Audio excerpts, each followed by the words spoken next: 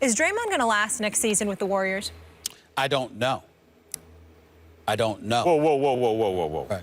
When Stephen A. Smith says, I don't know if a guy is going to last with a season with the team, my first question is always, are you just kind of thinking about it, or is this based on stuff you're hearing? No, I'm thinking about it because of the people that I know within that organization. Let me say this. Yep. It's very important that I qualify my statements because I'm a huge fan of Draymond Green, the player and the person. I love the guy. And I think that the kind of energy that he brings to the basketball court, I'd want him on my team any day. Gotten to know him a little bit. I'm very, very fond of the Michigan State program because I love me some Tom Izzo, who I would want, if I had a son, I would want him playing for Tom Izzo. That's how I feel about that man. Here's my thing about Draymond, and I hope he's watching this because forget, you know, the snafu, that's his personal business. Whatever mistake he made, that's fine, and I ain't getting into all of that, okay? I work for Walt Disney. I'm just not going there. What I will say is this. Draymond Green is being praised by a lot of people because of what he does on the court.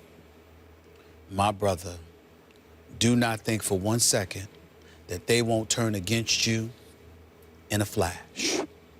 He needs to understand this. The Golden State Warriors have Kevin Durant now.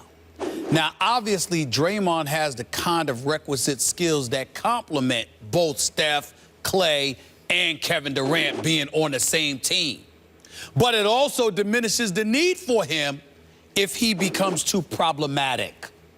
Now, I don't believe that this is something that would happen, but let me tell you something. As somebody who's gotten to know the Warriors organization, whether it's Joe Lacob, whether it's Bob Myers, to a lesser degree, Steve Kerr. I think a lot of people misconstrue my thinking Mark Jackson should have never been fired, which is something the Warriors know that I have always felt takes nothing away from the great organization that they are, the great coach that Steve Kerr has proven to be, even though he didn't have a great Game 7. And by the way, Steve Kerr is a fantastic guy. He's a good man. So I don't want this to be misconstrued. But what I'm saying is Bob Myers is also a good guy. And Joe Lacob is about winning. And he's about winning and being positive while doing it. And he absolutely loves Draymond Green. But Draymond Green speeding down the highway at 118 miles an hour and Snapchatting it at the same time, even though his mama was right when his mama came out publicly and said, don't act like we've never tested how fast our car could go from time to time. There are people that have foolishly done that. He's not the only one. But no one's sitting here, of course. Well, of course not. Of course not. None of us. Never that. But the point is that not only that, but then you got to remember the situation after the finals and you got into a beef and got arrested, you know, because of the beef in the nightclub, okay? And then now this. These are not things that have made the Golden State Warriors the brand that they have become. And I'm not saying this to chastise Draymond Green. I got nothing but love for the brother. I'm saying this to warn him, and it's not to cast aspersions on the Golden State Warriors organization. I'm saying any organization, any brand, they can hug you, they can kiss you, they can sing Kumbaya to you, they can throw parties for you, they can do all of this stuff. At the end of the day, any organization that believes you are compromising their money and their bottom line because of image issues ultimately will turn on you if you're not careful. And that is the message that I want to send to Draymond Green. He's got to stop making the news for these reasons, which is why I said I don't know. Because the personnel that the Golden State Warriors have in place, Max, if Draymond Green finds himself continuously getting bad press, if there is one team that can actually afford to lose him right now, it's Golden State. I sincerely doubt they'll do it, but they could afford to. He needs to be careful. I don't think they can afford to, and I think that's why he's okay. Now, by the way, not only just the off the court stuff, but sometimes a guy is so high energy all the time, that can even wear thin in the locker room, even if he is the emotional center and the kind of spiritual leader of the team. If that dude is on all the time, that can wear thin over time, I think. Well, you're right, because remember, during the halftime of the OKC Warriors game, he cussed out Steve Kerr. Yep. I'm here to tell you that Draymond actually got a bad rap for that because, considering how he's the workman, you don't go into the locker room and isolate him and calling him out, which is how he took it, which is why he blew up. So I don't condemn him for that, but it was still bad press for Draymond. Draymond was almost the finals MVP. Let's not forget. He was almost, if one of the greatest players who ever lived, probably the greatest player since Michael Jordan at his best, didn't go ham in Game 7, Draymond, they win that game. 32, 15, and 9. Going to be finals MVP. I mean, but he's the crazy guy on the team. A lot of teams have that one crazy guy, right? Where it's like a Dennis Rodman on the Jordan Bulls team, the second three-peat, where it's like, can this guy hold it together when we need him to hold it together? Vontaze Burfict, and it was like actually with literally at the end of the game he couldn't.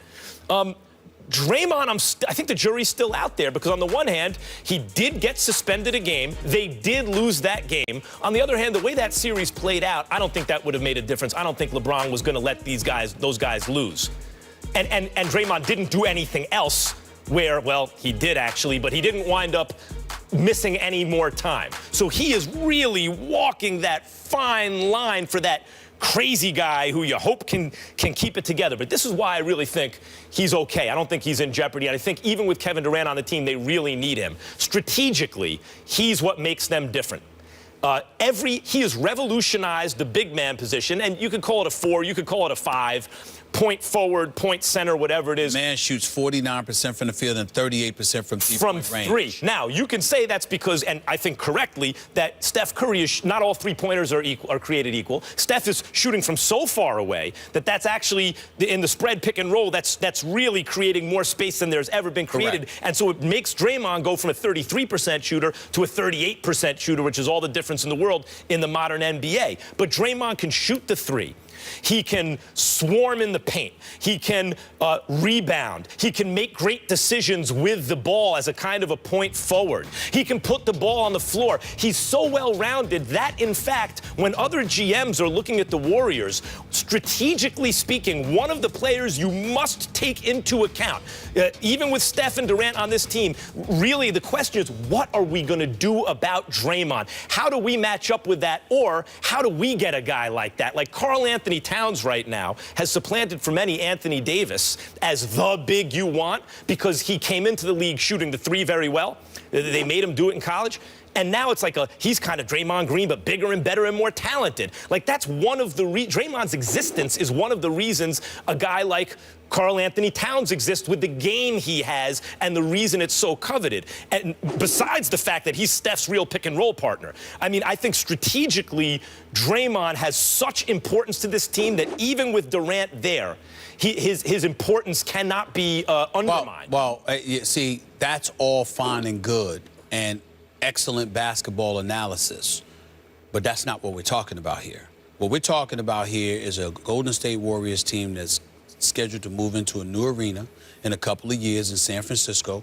We're talking about a Golden State Warriors team that has the golden boy, the reigning 2-time league MVP, who, can it get any nicer than him? I mean, one of the true gentlemen this sport has ever seen. We're talking about a backcourt that's considered the greatest shooting backcourt in the business. We're talking about an owner in Joe Lacob who is elite, absolutely believes his organization is elite, and literally considers themselves the new standard bearers. And so when you look at it from that perspective, again, I'm not saying this is something that they're entertaining at the moment or anything like that. I'm simply giving Draymond Green a heads up because I got that much love for the brother. I want him to know I don't care how much they hug you and smile at you and tell you something. Don't push the envelope if you want to stay in Oakland, because if you keep being in the news for the wrong reasons, they will turn on you in a heartbeat. There's a history of players who was shell-shocked that an organization that loved them dearly and valued them decided to say goodbye. Be careful. Last point on that. I still think he's okay, even having said that, unless the Warriors are actually a loser organization who cares so much about their brand image that they will sacrifice championships. Durant and I love Kevin Durant. In Game 7 against the Warriors, he came up small. In Game 7 against Cleveland, Steph Curry looked like he didn't want it. I know he was probably compromised. Klay Thompson went cold. Do you know who went bananas? Draymond Green. With the chips on the line when it seemed like no one else wanted it. In Game 7 of the finals, Draymond showed up big. And that dude is a championship player. We can reach an accord. You're probably right in terms of, based off of what you said, maybe we don't move him now.